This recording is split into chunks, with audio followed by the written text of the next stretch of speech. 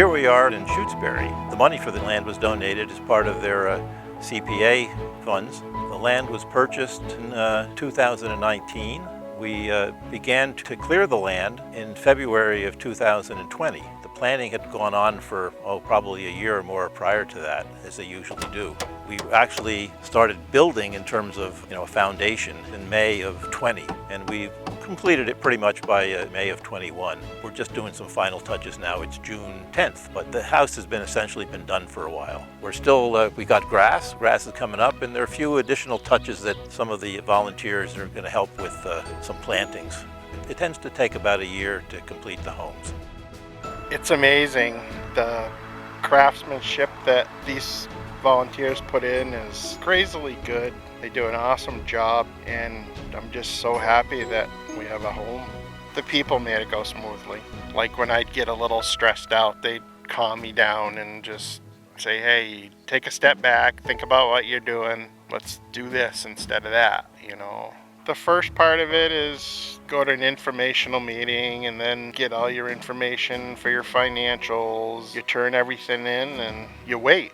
Basically, they put your name in a hat. It was crazy because I was watching the whole thing via Zoom, and then they picked the number 3, and within 5 minutes, I got a phone call from Megan, and I was beside myself. They just started yelling and stuff. My mom started crying.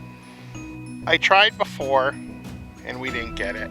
And then we just gave it a shot to see what would happen, and it happened. I just never thought that I'd be able to and have the chance to, It's a great undertaking. Learned a lot of carpentry, learned how to use different tools that I've never used before and different techniques. So it was a great learning experience, and it will help me down the road to maintain the house. We did a couple fun things, like when the walls were all studded in, we each signed a wall with the date. It was kind of weird to see it go from just like a dirt landscape to then they started building the platform where the house was gonna go, and then they started putting the walls, and now this. It was good to learn about kind of the steps, what I want to do for the future when I'm older. So I think it was just a really cool experience to learn about the way a house is built.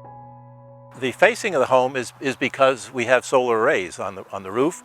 We want to be able to get as much solar out of it as possible. The property here was very heavily wooded, and it was completely filled with trees. Our goal, when possible, when we've got a site that's amenable, we would like to be able to put PV on the roof so that we can generate a large percentage of the energy that's required by the home. The orientation is so that the main roof is basically facing south. So we're looking at what some people might consider the front door, but it's not the primary door that will be entered because we have a nice driveway that comes up and around in a parking area. The back door is actually the most accessible location to enter the house.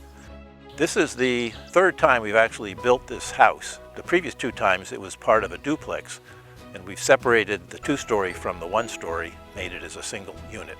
And we're actually building it again in Pelham. We just started that with a new foundation. We sort of have a template. We like the design, and the volunteers seem to like to build it, and so we're happy to build it again. Of course, the build occurred during COVID, so we changed our building procedures by having groups of 5 people that would work together on a regular basis. We worked 3 days a week with basically 3 different teams of 5 people. Throughout the winter, we installed special ventilation systems so that when we're working inside, we were having a lot of air exchanges. People were masked, and so there are extra protocols, certainly, that it impacted this build. It was done fairly quickly. I think I've been doing this for about 15 years. I believe it's the 20th house that I've worked on, and the 3rd time we built this particular design. And I think it's my favorite one, just because of the setting, and everything seemed to just fit together.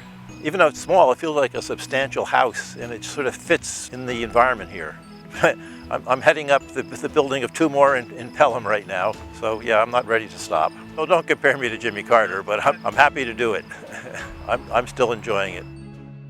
I'd just like to thank all the volunteers and everybody that has done so much for my family and I. It's just, I can't say enough about Habitat for Humanity. It's just an amazing experience, and to anybody out there, don't be afraid to try, because there is help and there is stuff out there, even if you just want to volunteer to do, you know. I'm probably going to help on the next houses they build in Pelham. Like a pay it forward, yeah.